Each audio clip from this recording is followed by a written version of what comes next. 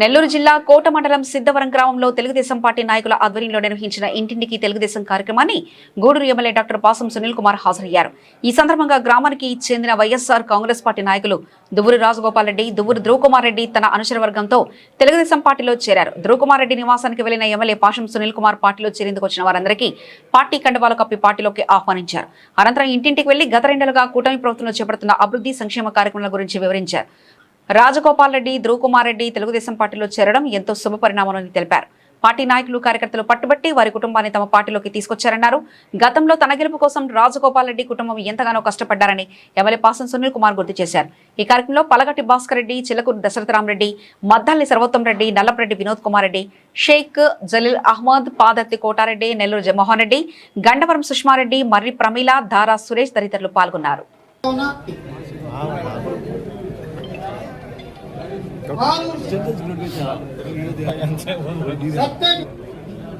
MLA గారి సమక్షంలో తెలుగుదేశం గీతుడు సత్యం రమేష్ గారిని,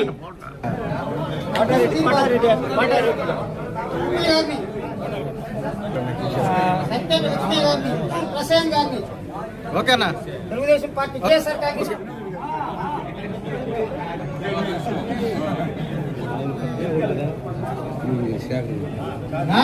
ఓకేనా ఓకేనా రాయ్ పశువర్ధన్ గారిని ఓకే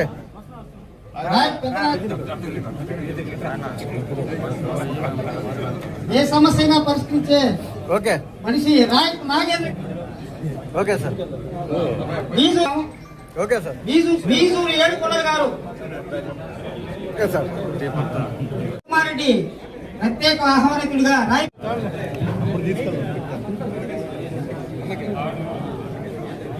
ఓకేనా సార్ ఓకే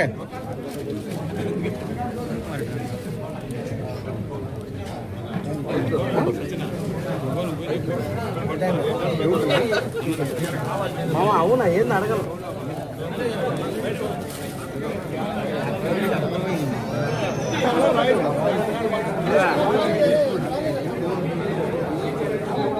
నేను గతంలో ఎమ్మెల్యేగా పోటీ చేసినాడు.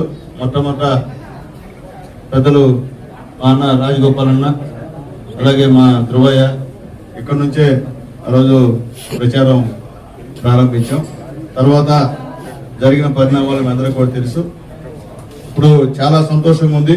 పెద్దలు ఆ పార్టీ నాయకులు రామలింగన్న గారి నాయకత్వంలో ఈ యొక్క గ్రామంలో వీరిరువురు తండ్రి అలాగే తనయుడు ఇద్దరు కూడా చంద్రబాబు నాయుడు గారు, లోకేష్ బాబు గారు, అలాగే ప్రధానమంత్రి మోడీ గారు, పవన్ కళ్యాణ్ గారి నాయకత్వాన్ని ఈరోజు మేము కూడా ఎన్డీఏ గవర్నమెంట్ లో చేస్తామని చెప్పి ముందుకు వచ్చినందుకు మనస్ఫూర్తిగా మా రాజగోపాలన్ గారికి, మా ధ్రువకి మనస్ఫూర్తి ధన్యవాదాలు తెలియజేస్తున్నా.